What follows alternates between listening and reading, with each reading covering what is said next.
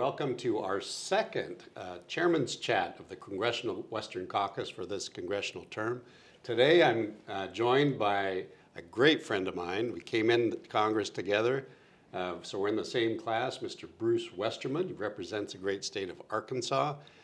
A couple of significant, interesting things. Bruce is one of the vice chairmen of the Congressional Western Caucus, and probably even more important than that, Bruce is chairman of the House Natural Resources Committee. So welcome, Bruce. Thanks for being with me today.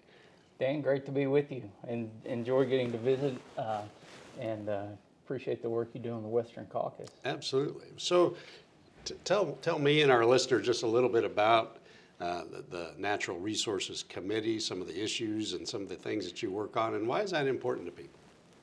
Yeah, it's important to the whole country, and especially to rural areas across the country where our natural resources are located. But the country has the committee has a lot of jurisdiction.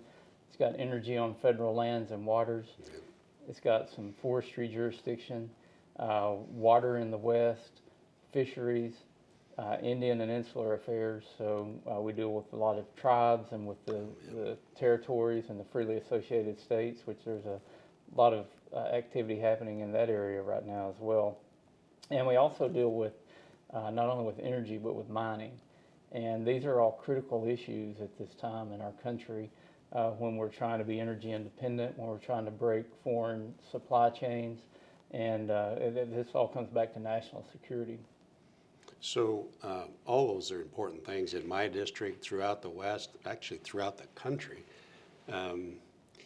Give me a little bit of an idea, what are some of the things the committee's doing, like on energy or like on critical minerals? Yeah, well, as you know, we just passed AR-04 off of the House floor, and a lot of this bill came right out of the Natural Resources Committee. Actually, the bulk of the bill that dealt with federal lands and waters and energy, so all the energy out of the Gulf of Mexico and off of federal lands falls under the jurisdiction of our committee. HR1 puts policies in place to responsibly develop that. We also deal with mining. So as America moves towards more of an electrified economy, it's going to take a lot more minerals and elements. The cool thing is America's blessed with all those deposits. We just have to get them out of the ground. But we're dealing with an administration and ideologies that don't want any of this in our backyard. So it forces us to rely more on China and on foreign supply chains, which is, it's got a lot of downsides for our whole country. Whereas if we're producing it here, we're doing it cleaner, safer, more efficiently. It's creating American jobs. You don't get into the human rights violations like you see in Chinese cobalt mines in the Congo, where they actually have child slave labor digging out this cobalt. So there's a lot of pluses to producing it here in America and not depending on China. And Russia supplies a lot of minerals and elements as well. One of the things in the Western Caucus we try to do is get boots on the ground, get people to see firsthand some of the issues that you're talking about. How do we better educate members of Congress on these issues?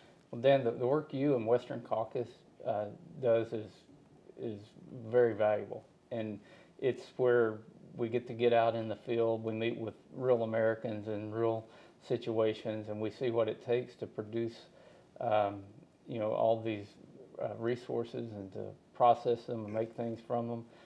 And it's an invaluable experience that Western Caucus creates that works very closely with the Resources Committee.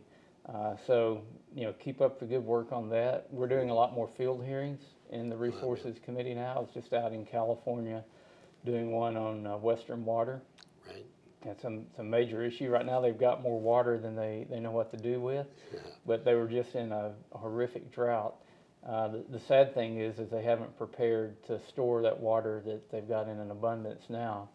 So they're losing it, and in a few years they'll probably be back in some drought conditions. But we've got to be smarter with our resources. We've got to use them wisely. We've got to practice true conservation, where we use the resources and we leave the world in a better place than we found it.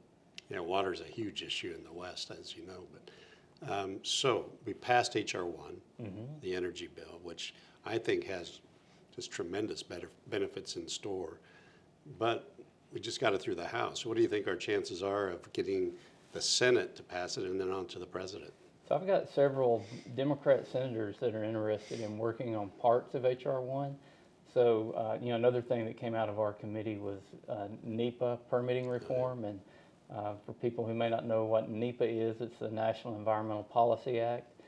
And it has been weaponized. It's used to stop projects rather than to actually do the work to protect the environment and do projects. So, a lot of our friends across the aisle who voted for the Inflation Reduction Act, which they call their climate bill here, the Infrastructure and Jobs Act, all this money has been put out to these federal agencies, and they're finding now they can't do the green energy projects. So there's a lot of interest in doing permitting reform. Senator Manchin, when he voted for the IRA, was promised that he would get some permitting reform. Well, that didn't happen, so he's actively working to try to get this permitting reform piece, even if it's like a standalone piece of legislation. And our friend Garrett Graves had the Builder Act, which was kind of the basis of our permitting reform. So I think that's got a lot of possibilities of getting signed into law. But as we're going into these debt ceiling negotiations, our conference is wrestling with the idea of what we want in return for raising the debt limit, and HR1 is one of those issues. So, if it gets attached to the debt limit, who knows? Because that's something that we'll have to pass. And I think from the discussions I'm hearing, HR1, the Lower Energy Cost Act, will be part of our negotiations on raising the debt limit. And it truly would help lower the debt, because we will be producing more energy and minerals here at home. We'd be employing a lot of people who would be working and paying more taxes. We wouldn't be exporting our wealth to foreign countries like China and Russia and OPEC. Yeah, be more dependent on the resources that we have in this country. And that's where you build wealth. Yeah. And that seems to be a disconnect anymore, that if you take something from the earth and make something out of it, that's where wealth comes from. If some other country is taking something from the earth and making products, and we're sending our money overseas to purchase that, then we're exporting our wealth that we've built up over generations. And that's the problem with us offshoring so much of our economy. And then you get into other issues like dependence on supply chains, these critical minerals that go into batteries and electric infrastructure. It's a huge issue there, but it's also part of our national defense system that goes into our military technology.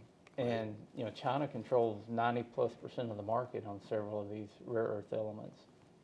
Well, Bruce, there's so many different things that probably a lot of people don't fully understand or realize how important the issues that you work on, how significant they are, and how they impact everyday Americans. And so I want to thank you for taking a few minutes to help us understand that better. And well, I know you get it, Dan, because of all the work you do with Western Caucus, which focuses on these same issues. So thank you for doing that, and thanks for letting me be on your podcast. Well, we've got a great partnership between Western Caucus and the Natural Resources Committee. I'm delighted that you're the chairman and one of my vice chairmen in the Western Caucus. I think we make a great team. So thanks for all the work you do, and look forward to getting some great things done this term.